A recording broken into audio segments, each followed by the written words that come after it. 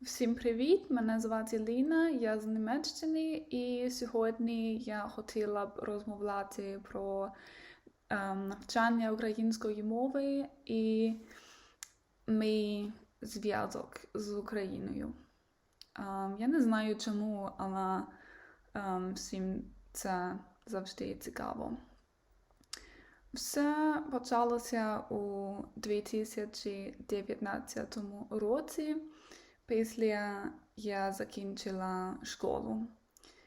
І одного вечора у листопаді подруга написала мене, що вона планує подорожувати до України для фотографічного проєкту. І вона попросила мене приїхати. Я одразу відповіла так, звичайно, і тільки один місяць пізніше ми сфотографували наш проєкт у Києві і Чорнобильській зоні, але це інша історія. Це було просто на вихідні, але це було достатньо, щоб цікавити мене Україною.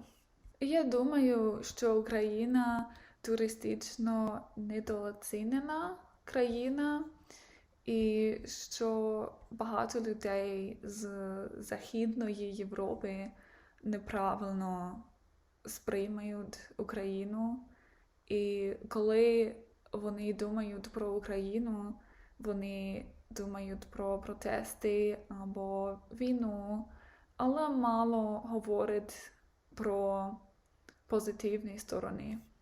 Я хотіла повернутися в Україну, і я також планувала подорожувати іншими пострадянськими країнами. І спочатку почала вивчати російську мову, але це було дуже складно, і я зупинилася. У серпні минулого року я почала писати книгу, і коли я писала,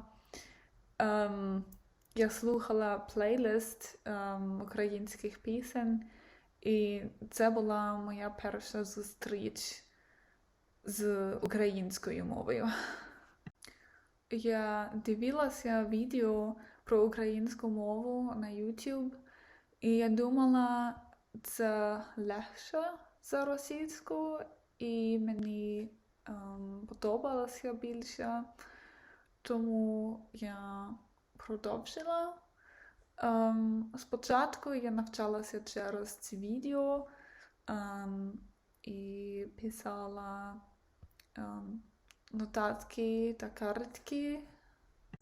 На початку цього року я була дуже серйозна про навчання, і я купила мої перші книжки про українську мову, і інколи навчалася годинами. Я думала, що я завжди була людина, хто любить мови. Наприклад, я почала читати, коли мені було 3 або 4 роки. У школі я вивчала англійську, турецьку та французьку, але я забула більшість турецької та французької. Я навчалася у міжнародній школі 4 роки, і зараз я розмовляю англійською вільно.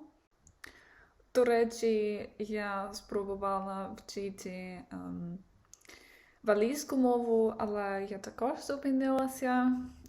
Зараз я вивчаю українську, італійську і латинську мову. Часто люди запитають мене, чому я вчу такі непотрібні мови, або чому я не вчу російською, але українська – єдина офіційна мова України. І я людина, хто цікавиться Україною, і мені треба вчити українською мову. Я можу сказати, що вивчення української мови для мене вже відкрило нові перспективи і можливості. Наприклад, я знову подорожувала до Києва одна. Я працювала над німецько-українським проєктом і просто зустріла чудових людей тільки завдяки вивченню цієї мови. Я вірю, що українська мова у майбутньому буде ще важливішою частиною мого життя.